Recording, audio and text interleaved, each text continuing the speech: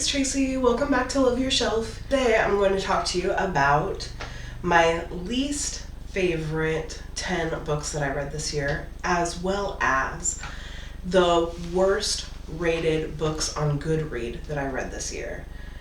So I explained on my last video that you can go online to Goodreads. I don't think you can do it on the app. And it lets you, you can sort it, all the books that you read this year by your highest rating, or when you read it, or how it's rated on Goodreads. So I did the top 10 and the bottom 10 for what was rated on Goodreads for books that I've read this year. So I do have a few more did not finish books, so books I started that I haven't finished, that might be in my bottom 10, but I also might not get motivation to read those and start reading books that I really want to read next year. Or some of the books that I got for Christmas already, because my husband and I met up with his family in Tennessee and they got me The Deep and the Fairy Tale by Stephen King. I've never read a Stephen King book, so I'm excited about that. And they got me Gleanings, which is the fourth book that just came out this year by Neil Shusterman. Shusterman? Like stories of Scythe, and the Scythe world is freaking awesome, so I'm excited for that. And then they also got me We Both Die at the End, which I had seen, but I never looked into what it was about. And now that I read the premise, I'm pretty stoked about it. So, and I just got myself Legends and Lattes, but that's neither here nor there, because we are here today to talk about the 10 worst rated books on Goodreads I read this year and my 10 least favorite books I read this year together. So, from the worst rated book up the ladder for Goodreads to my least favorite 10, there's 4 that are on the least rated for Goodreads that are in my bottom 10. So for worst rated on Goodreads, we'll go from the worst down. So the very worst is In the Quick. I don't remember who that's by. It was literally one of my first reads. I did not love the book. It's supposed to be a romance. I don't get that out of it at all, but it's not in my bottom 10, or my top 10 least favorite books. And it wasn't bad. I didn't like the end. I really enjoyed the beginning. So that's what's hard about it. And why it wasn't in my bottom 10. The end was weird, but the beginning is really cool because it's about a woman who pursues a NASA career, and it gets you to think about things in a different way because it's very scientifically involved when she's going through her classes in her courses. And so I really enjoyed that about the book, and so it was not in my bottom or my least favorite books. But yeah, then The Other Black Girl was second, and then South Pole Station was third. Hector and the Search for Happiness is the fourth least rated book on Goodreads. The Guide by Peter Heller is fifth. Come Fly the World, which is a nonfiction book about when flight attendants were super popular and airplanes became a thing, essentially World War I/World War II. It kind of goes through multiple, Vietnam War. It mentions multiple wars, but just being a flight attendant and stuff like that. And it is not what I thought it was, but I enjoyed the book, so it's not on my list either. 7 is God, I Feel Modern Tonight, which is a poetry book. So I have poetry books on here. God, I Feel Modern Tonight was not in my least favorites. But it's the only poetry book that made it on the worst rated, and it was my favorite poetry book that I read this year. Beginning of the year, I wanted to read more poetry. Side note, poetry books are expensive and they absolutely deserve it. But I didn't spend a lot of money on poetry books this year. So I only read 3. And I want to read more. Like, I really want, oh, I just hit my mic, sorry. I really want to read Ocean Vuong's poetry book, Time as a Mother, and I really want to read Amanda Gorman's, like, all of her poetry. And there's a book by Atticus called Love Her Wild that I really want to read. And then there's a whole bunch by Ruby Kaur, and there's one called Pillow Thoughts. I don't remember who it's by, but they've also written a lot of poetry. So there's, full disclosure, there's a lot of poetry I want to read. Least rated or worst rated Goodreads was my favorite. And you'll hear about my other 2 because they're on my bottom 10 books. Then Dial A for no, just kidding. Number 8 for worst Goodread rating, I was so shocked, which is Before the Coffee Gets Cold. And the reason that I'm shocked is because when I read the book, it was very highly rated. So I think that more people started reading it because it was highly rated, and they were disappointed because they were told the rating was so high. It's good, but it's not in my top 10 or my bottom 10.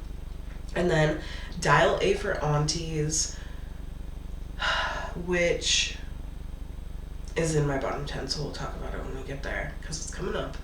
And then The White Tiger. 4 of these are also on my list, and I'm going to do my list backwards. So we'll do number 10 and then go to the worst rated book of the year for me. So 10 is Dial A for Aunties, which we just mentioned in the Goodreads worst rating. And 4 Aunties and a Wedding just came out, which is the second book for it. I read Dial A for Aunties for book club. So I do mention a book club read in my top 10 as well. But there is 2 for my book club reads that are in my bottom 10. Actually, Come Fly the World, which was one of the worst ratings on Goodreads, was also for my book club book, but I enjoyed that book. And even though I don't love all the books I've read for book club, if it wasn't for book club, I wouldn't have read My Firekeeper's Daughter, or The Firekeeper's Daughter, which was one of my favorite books this year. So if you're interested in my top 10 favorite books and the top 10 best rated on Goodreads, I will put that at the end so that you can listen to that one as well. So 10, Dial A for Aunties. I read this book in between the Renegades trilogy, which was also in my top 10 for books I read this year. And so, like, I was waiting for the third book or the second book to be available on Audible before I bought the books because they're incredible. And Dial A for Aunties is not what I wanted. It was way too satirical.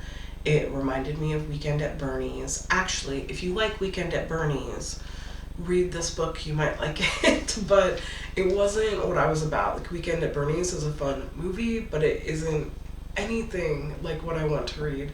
So I just wasn't about it. It didn't make sense. Everything was like, are you fucking kidding me? How? Like, use common sense. This is ridiculous. So I just wasn't about it. Number 9 for me was The White Tiger, which is also on the worst Goodreads rating, which is kind of unfair, but it is what it is. Like, I mean, not really a corporate person, but just powerful money-wise. And it wasn't anything special. I don't know. It was what it was. It wasn't my favorite. I don't really think about it. I read it and I was done. So it was number 9. Also, It's called The White Tiger because he is considered the white tiger, and tigers are my favorite animals, and I thought there was going to be tigers in it, and there's not. So maybe I was secretly disappointed because I didn't know what I was getting myself into, and that's my fault. So sorry. Number 8 is Allegory of the Cave, which honestly, I read it because after we read Piranesi, someone's like, oh, it's a lot like Allegory of the Cave. Allegory of the Cave is very short. There's a lot to unpack, and I read it stupidly through Libby, so I was listening to it, and there's a lot to unpack. So I think I probably could have listened to it like 20 or 30 times and still come away with something else, which is amazing. But as someone that just listened to it and then was done, because it took like 30 minutes to listen to, it's not very long, it didn't leave me with anything, and it just was what it was. And it's a philosophical story by Plato. So the Bane Chronicles I read finally. It took me forever. It's a whole bunch of short stories about Magnus Bane that was written by not only Cassandra Clare, but Sarah Reese Brennan and Maureen Johnson. So I really wanted to read this. It was important for me to read this because I love the Clockwork Angel, Clockwork Prince, and Clockwork Princess books, which is a Shadowhunter series by Cassandra Clare. And Magnus Bane was my favorite literary character out of these books. So the stories themselves were very underwhelming. They didn't make me re-fall in love with Magnus Bane, and I was really disappointed by it. Like, all in all, Magnus Bane was my favorite literary character in those books, so I was reading about one of my favorite literary characters, but I was so disappointed by how underwhelming the stories were that this is in my bottom 10 books for the year. So there's that. Number 6 is Ariel by Sylvia Plath. So it's like I got the re-edition where it has everything, and then the foreword by her daughter, which actually just is so sad. She does have some very good lines, but all in all, it just wasn't, it didn't captivate me the way I wanted to be captivated, because I'm not in that place anymore. Like, I loved The Bell Jar, and I was super in a place where I read that, where I was coming of age, and I was depressed, and I felt what Sylvia Plath felt, but I am maybe not in that place anymore, which is amazing, yay. But also, her poetry just didn't get to me the way that The Bell Jar did. Number 5 is Namesake by Adrienne Young. I ended up listening to Namesake by Adrienne Young, which is the second book of a duology. Fable is the first book, so I didn't read that. And maybe if I read that, I would have liked this book better, but maybe not. So the characters were very flat. They had no development.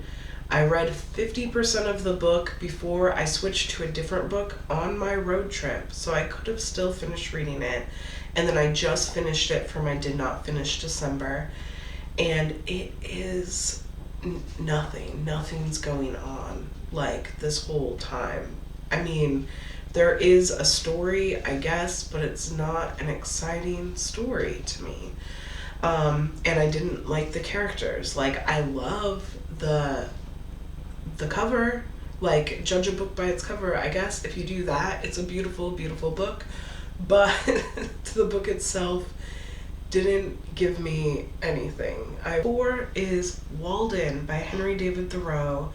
So I read Walden because, like, you don't have to, but like in Parks and Rec, Nick Offerman's character, Ron Swanson, is very Walden-ish, and I love Ron Swanson, so I decided I should also read Walden.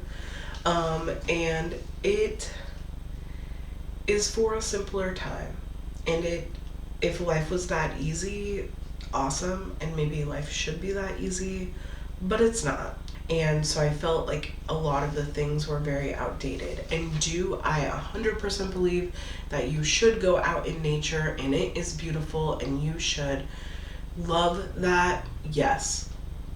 Yes, yes, yes. Do I want to read about it for 380 pages as though it's a religion and it makes sense to me? No, it doesn't. I don't know. I think the idea is really good, but it wasn't for me on a regular basis. Like, it's a very good reset, but not for the life that we live now or the life I want to live. Like, yes, you should be happy with simple things, and probably the people who are happiest are the people that are happiest with the simplest things. So that there is that, and that's a very good moral to have, but I didn't need to read it for 350 pages. So the next book is The Guide, which is also on this list. So The Guide is by Peter Heller, and it includes or involves the main character. His name's Jack, who was in a book I read last year that was in my top 10. I gave it 5 stars. It's called The River. The Guide is not the river. I don't know. It was trying too hard to be something else, maybe. I'm not sure. It wasn't what I wanted it to be. So first off, I was reading it while I was driving alone in the woods, and it's about a guy who works at a resort as like a fisherman who like takes people fishing and teaches them how to fish at this resort. And it also has to do with COVID, kind of, but not really. There's like a plot twist because nothing is what it seems, and the resort is a cover-up for something else, and it's like sketchy slash shady slash thrillery slash scary. And driving through the woods alone, it's not what I wanted to listen to. Also, I love Jack, and the other character was in the river, and I didn't love like where he was at this time, because now it kind of seems like everywhere he goes there's trouble, and like I don't want that for this character, so that sucked too.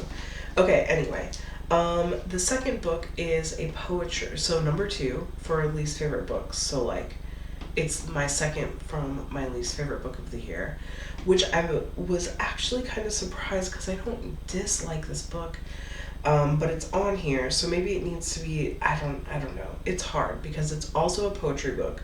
So it's called I Would Leave Me If I Could. It's by Halsey, and it's different because a lot of the poems I wouldn't consider poems. It's kind of like she was writing songs and said that they were poems, but like without choruses. I don't know. And it wasn't bad, and she had a lot of good lines in it, but it was very long for what it was. It probably could have been shorter, and she probably could have put only her best poetry in it, and I probably would have liked it a lot more. But there's like 170 pages, and each poem, like if you're looking at each of them, just some of them are what they are, and some of them are actually good. My least favorite book of the year, I also read for book club in February, and I'm really sad, but it is The Other Black Girl. And it was supposed to be like a thriller, didn't get that vibe. It's supposed to be like Get Out. So I went into that premise thinking that it was, and I guess if you can't find anything else to say that it's like, sure, it's like Get Out. But if you're going in there thinking that it's like Get Out, it's not like Get Out at all. And it's weird because you follow this main character who ends up getting a note, even though she's worked at the same place forever and has like not really moved up, essentially telling her to get out, like you need to leave this. She's an editor, like this isn't where you want to work, essentially. But they don't say that, they just say like leave now or you'll regret it, pretty much. And she becomes like super dramatic about it and is like, oh my god, someone told me to leave. And it doesn't make sense at all. Like how over dramatized it is and how many pages it is where like literally nothing happens until you find out the end and then it just ends, is, to me, was ridiculous. Like if I found a note that said, and I don't know, like you find a note that says that you shouldn't be somewhere, you throw it in the trash and say this person's stupid, like whoever may have done this, right? But she like over dramatizes it and feels like she's not welcome there, and then it changes like her whole outlook on things. It just seemed weird to me because it was her being worried about something that she shouldn't have been worried about. Turns out she probably should have been worried about it. There's some weird stuff going on, but it's just weird in general. And when you're reading it and you don't know about it, it seems so disconnected because there wasn't a reason for you to believe that she should worry, if that makes sense. But anyway, and then like the end is very, very rushed and meh. I didn't enjoy the book. So yeah, those are my 10 least favorite books of the year, paired with my the 10 least or worst rated books on Goodreads that I read this year so far. What'd you think? Like, is there a book that I didn't like, maybe I need to reread or rethink about? Or do you kind of agree? Please, like, leave a comment and let me know. I want to hear from you too. Thank you so much for joining me today. This is Love Your Shelf. Namaste.